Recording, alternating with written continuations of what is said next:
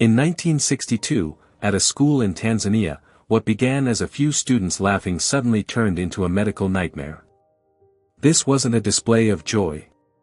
The laughter turned into pain, crying, screams, and unconsciousness. Hospitals filled up, villages were shut down, and schools were forced to close. And all of this happened, without a single virus, bacteria, chemical, or disease identified. This is one of the strangest epidemics in human history, the Tanzanian laughing epidemic. And to this day, no one fully understands what happened. The event began at a girls' boarding school in the Tanga region, in a small village called Kashasha. The school was known for strict rules, religious discipline, and cultural pressure. Many students lived far from their families, surrounded by a rigid educational system. On January 30, 1962, 3 students suddenly began laughing uncontrollably in class. They didn't stop. Minutes passed, then hours, yet they continued laughing. Teachers first assumed it was a prank, then disrespect. But soon, the students were laughing so hard they could barely breathe. This was not a joke. The laughter intensified and was soon replaced by fear. Some students would start laughing, then burst into tears. Others screamed or fainted. Within days, 159 students showed the same symptoms. The school was shut down, but that was the real mistake. The infected students went back to their homes. And the outbreak escaped into the surrounding villages. Now it wasn't just one school's problem. It spread across entire communities. For hours, sometimes days, people laughed uncontrollably.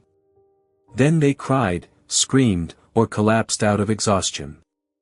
Villages stayed awake through the night as laughter mixed with terrified voices.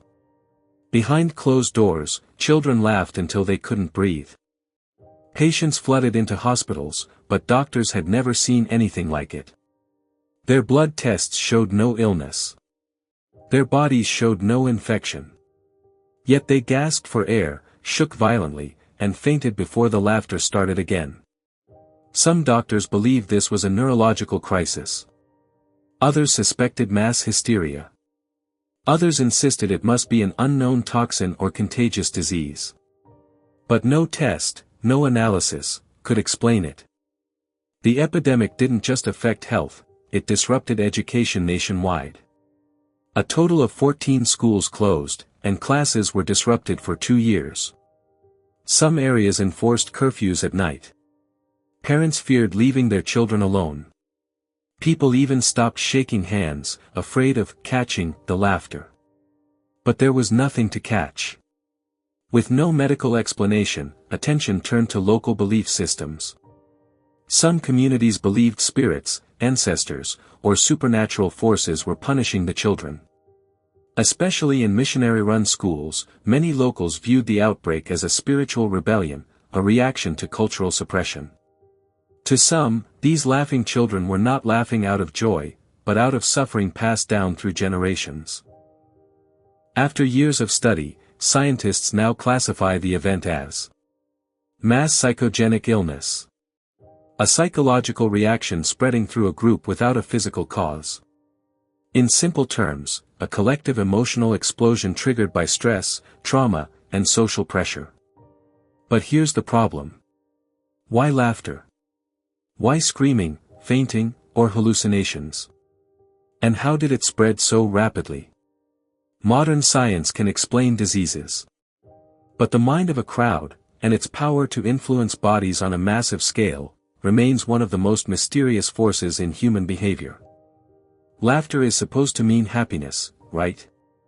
But what if laughter becomes uncontrollable, painful, and terrifying? In a world filled with pressure, fear, and silent suffering, how does the human brain fight back? Could a laughing epidemic happen again today?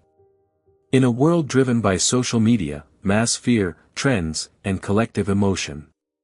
Maybe one day, we'll all laugh at the same time, and won't be able to stop.